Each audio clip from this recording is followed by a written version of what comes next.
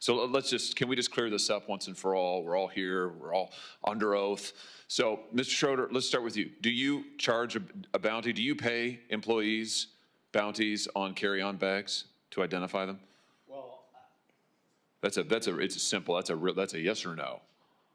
I wouldn't characterize it as a bounty. Do you charge them? Do you pay your employees a fee? Do you incentivize them to go pick out bags from people getting on planes and kick them off the flight? Just yes or no. We charge them an incentive. Okay, that's a yes. Mr. Klein.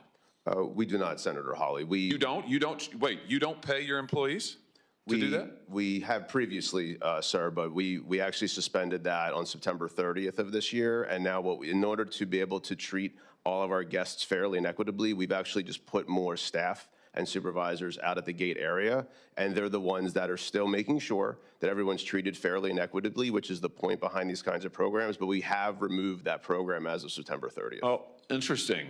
So let's come back to you, though, Mr. Schroeder. So how much have you paid your gate agents to enforce your carry-on bag policy, to pick people out of the line like the chairman's video showed? I mean, you guys do appreciate that flying on your airlines is a disaster, don't you? I'm slightly amazed by the general attitude of all of you here. Flying on your airlines is horrible. It's a terrible experience. It's terrible.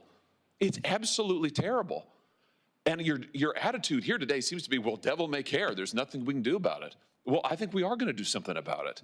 So how much have you paid people to pull out customers who are in line with a bag that's 2 centimeters too big, Mr. Schroeder?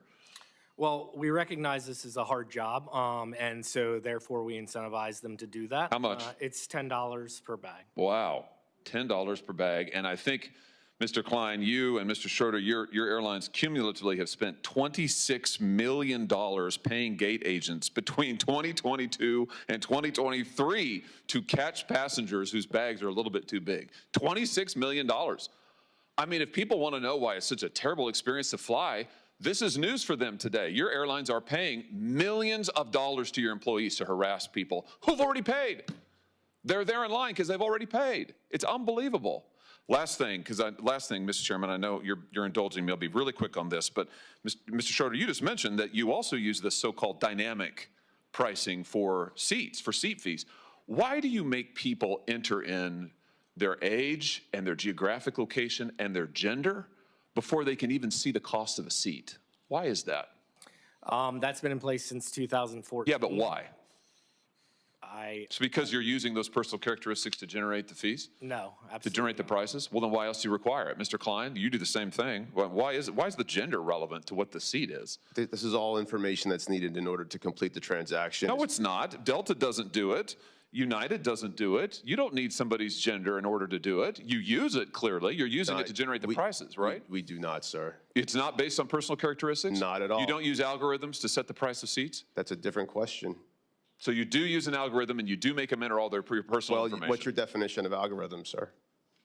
Oh, for heaven's sake. Well, because algorithms... Algorithms are ways for people to be able to come up with calculations, which is a faster way. It's more efficient than a human being doing the same exact work. So, you know, I'm trying to answer your question, sir, in all sincerity, and I don't know how else to answer it.